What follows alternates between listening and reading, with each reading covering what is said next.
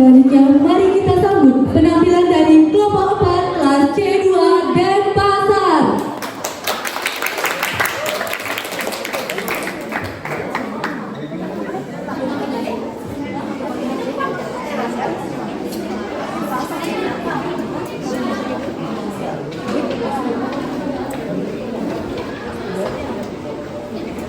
Oh, Swastiastu. Kami dari kelompok 2 kelas C2 Denpasar membawakan cerita dengan judul Kisah Cinta Abadi Jayaprana dan Layang. Kisah ini menceritakan tentang kisah percintaan sepasang kekasih yang terjadi setelah wabah di wilayah Kaliangat. Kisah ini berawal ketika Jayaprana yang telah menjadi seorang yatim piatu dan memberanikan diri datang ke istana untuk menjadi seorang abdi. Ketika Jayaprana tumbuh dewasa, sang raja pun memerintah ia untuk segera menikah. Jayaprana pun bertemu dengan seorang gadis cantik yang bernama Sekar Sari, yang merupakan anak juru pendesa di Banjar Sekar. Keduanya saling jatuh cinta dan memutuskan untuk menikah.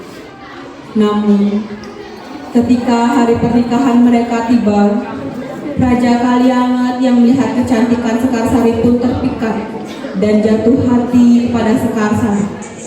Raja Kaliangat memiliki rencana agar bisa memiliki Sekar Sari.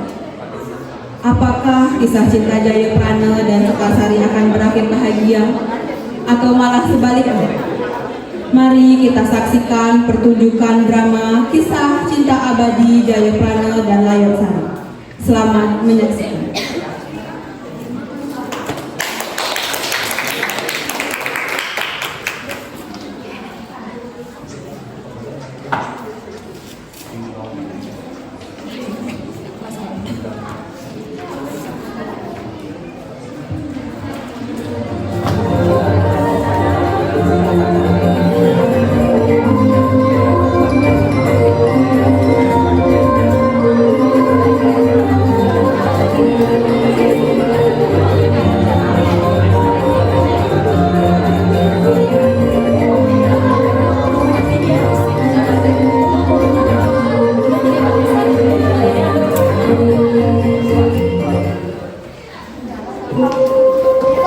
Dikisahkan di sebuah desa Kaliangat terjadi wabah.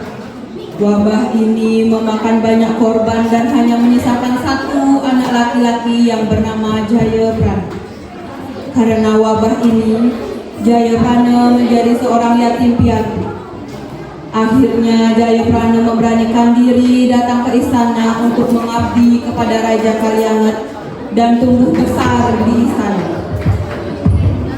Jayaprana tumbuh menjadi seorang pemuda yang tampan dan lihai bertarung. Banyak gadis yang diam-diam memendam perasaan kepada Jayaprana. Melihat itu, raja pun memerintahkan Jayaprana untuk memilih dayang-dayang di sana atau gadis di luar istana untuk dijadikan pendamping.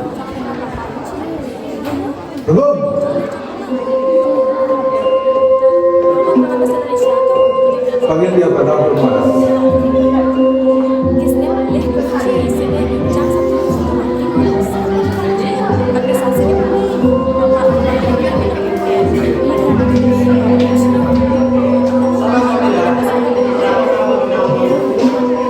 Begini dia berada. Kurasa sudah saatnya kau menikah. Pilihlah salah satu dari mereka.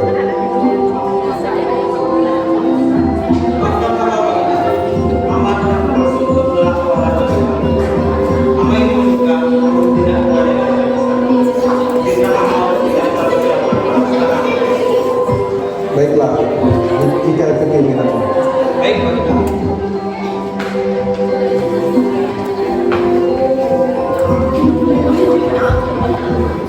Keesokan harinya di sebuah pasar, Jayaprana berkesempatan bertemu dengan Sekar Sari, putri cantik jelita dari Banjar Sekar yang merupakan putri dari juru pendesa di sana. Sejak pandangan pertama,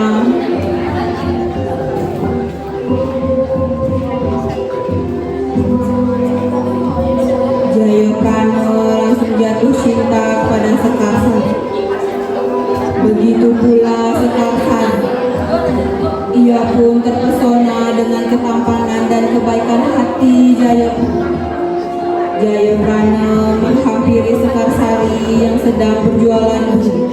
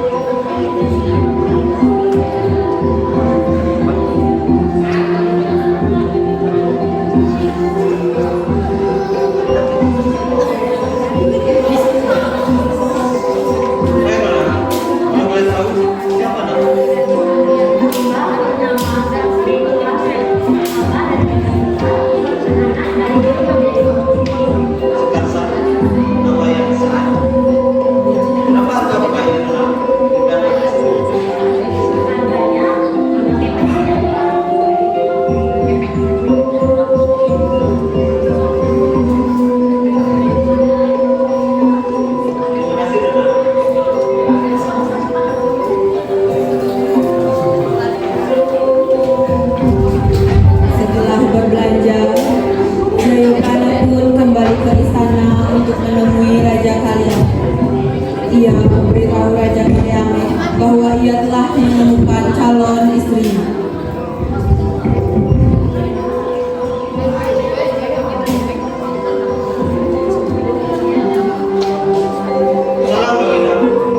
Ada apa Jayaprana? Kenapa kau terlihat sangat bahagia hari ini? Maka telah menemukan kejahatan di hadapanku. Ia adalah seorang gadis penjual bunga di pasar, dan dia merupakan kejahatan yang belum bisa dilakukan. Baiklah.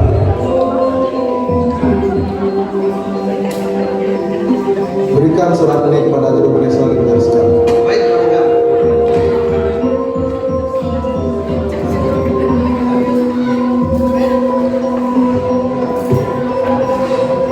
Jayaprana pun pergi ke Banjar Sekar untuk membawa surat itu ke hadapan Juru Beneso. Setibanya di sana, Jayaprana disambut hangat oleh keluarga Sekarsari. Ia pun memberikan surat yang dititipkan Raja Kalyang kepada Juru Beneso. Juru Beneso membaca surat tersebut.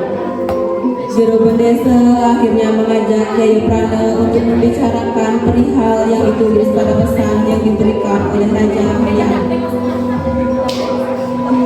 Wahai engkau Jayaprana, jika anakku Sekarsari ingin kau jadikan putri hidupmu, maka jagalah dia dengan baik-baik. Jayaprana, karena ibu merupakan laki-laki tidak mengerti dengan aturan yang ada di istana. Jadi pesan ibu, jagalah dia dan janganlah mungkin mengajari budaya baik. Baik, pada saat laksana. Ibu titipkan kata kepadamu. Baiklah, sudah perlu Bapak.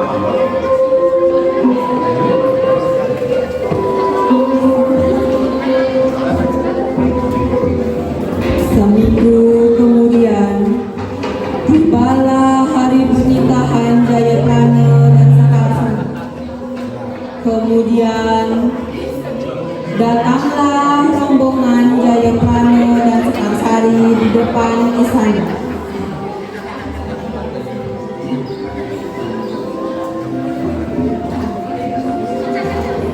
Kedua mempelai itu lantas memberi salam hormat kepada Raja Kalyang.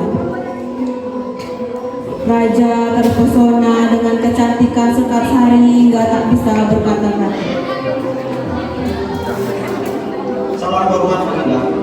Mama mohon bersilah bercanda. Aku restui pernikahan kalian. Dengan ini, aku sahkan kalian menjadi pasangan suami istri yang terbaik. Diam-diam tumbuh benih cinta di hati Raja kepada Sekarsari. Rasa cintanya kepada Sekarsari membutakan akal sehat Raja yang sebelumnya dikenal sangat bijaksana. Raja pun memikirkan cara untuk membunuh Jayaprana dan agar dapat memperistri Sekarsari. Rencana ini disampaikan kepada patih kerajaan yang bernama Sawung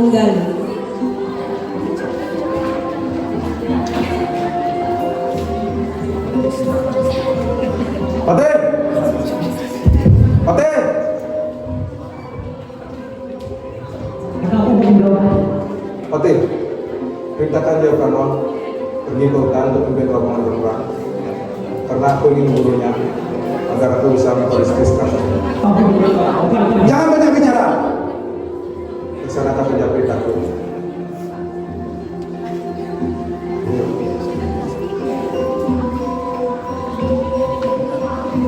Laksanakan.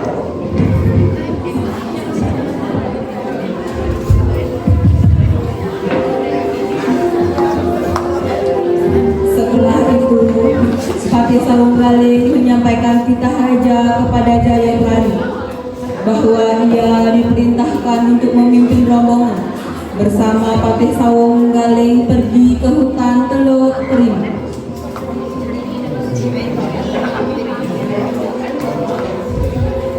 Istriku Sekarsari, Kenapa suamiku? aku akan pergi ke Teluk Trimau bersama dengan Patih Sawunggaling karena ada perjalanan besar. Tapi suamiku, tidakkah kau bisa membuatnya? Tidak bisa itu. Aku tidak bisa melawan di darat ya, karena aku bertemu di darat.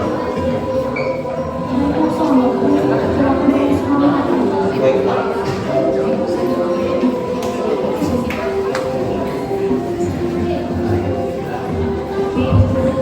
Keesokan harinya, Jayaprana dan Patih Sawunggaling berangkat ke hutan Teluk Tering.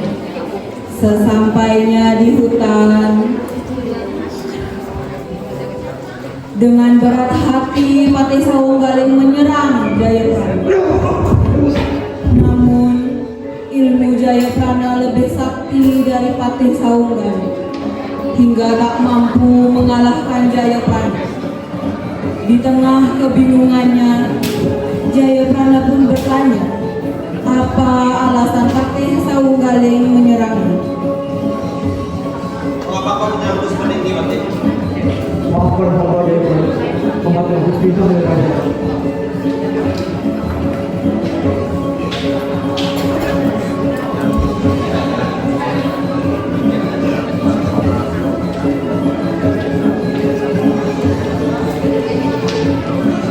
Lakukanlah, Patih. Jika ini memang benar dari kebenarannya, maka siapa untuk kepentingan dari kami tentang seorang yang ada di dalam. Lalu Jayaprana menyerahkan keris sakti miliknya kepada Patih Sawunggaling, karena hanya keris itulah yang dapat digunakan untuk membunuhnya. Patih, jika kau sudah mati, tolong berikan kesendirian kita kepada salah satu kalian. Ini sebagai bukti kami memaafkan kalian. Baiklah Jayaprana. Setelah menerima keris itu, dengan mudah Patih Sawunggaling membunuh Jayaprana. Maafkan aku Jayaprana. Setelah membunuh Jayaprana, Patih Sawunggaling kembali ke istana untuk memberitahu raja bahwa ia telah berhasil membunuh Jayaprana.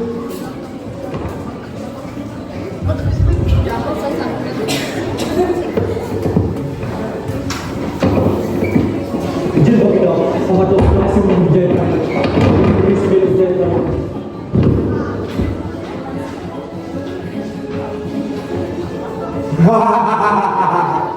Akhirnya Jaya Prano mati. Selamat Baginda. Setelah itu, raja menemui Sekarsari dengan membawa keris pemberian Jayaprana dan memberitahu bahwa suaminya Jayaprana telah gugur di medan perang. Sekarsari,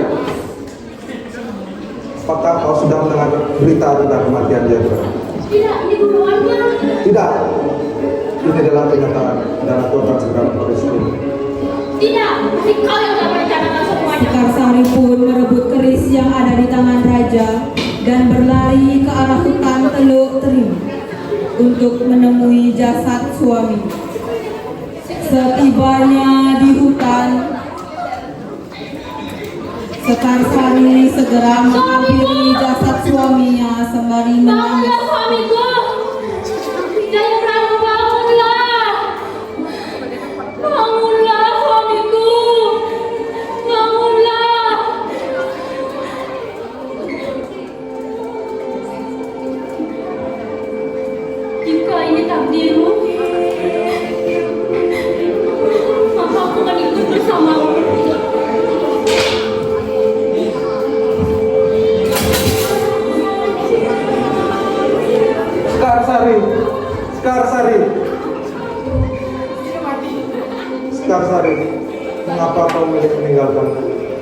dan pergi bersama Diagram.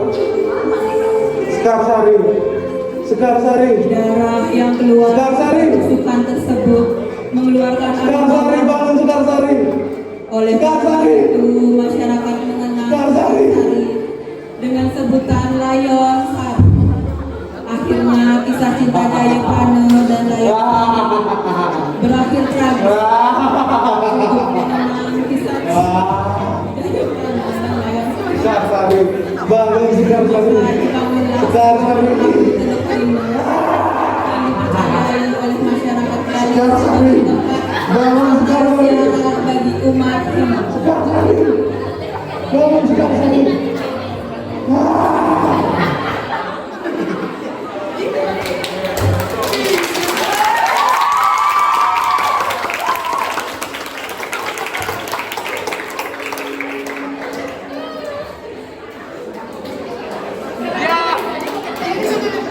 Sekian penampilan kami dari kelompok 2 kelas C2 Denpasar. Akhir kata kami ucapkan terima kasih dan